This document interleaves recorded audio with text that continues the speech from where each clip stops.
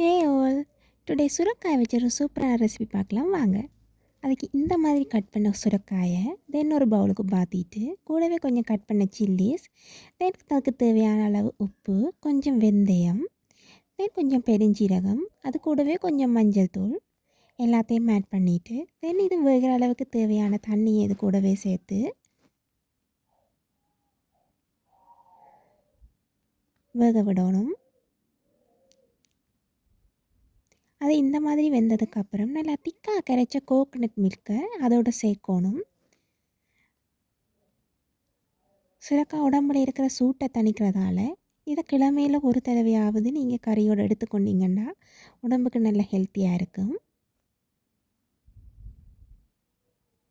அதை நல்லா மிக்ஸ் பண்ணிவிட்டு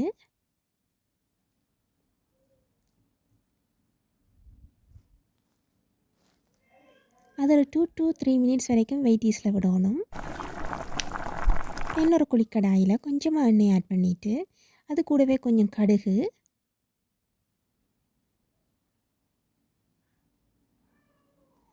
அது பொரிஞ்சதுக்கப்புறம் அது கூடவே கொஞ்சம் நச்சீரகம்,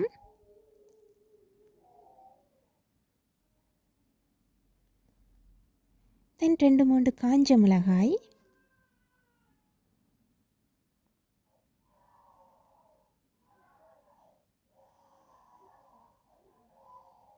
தென் கொஞ்சம் கட் பண்ண ஆனியன்ஸ் எல்லாத்தையும் நல்லா வதங்க விடணும்.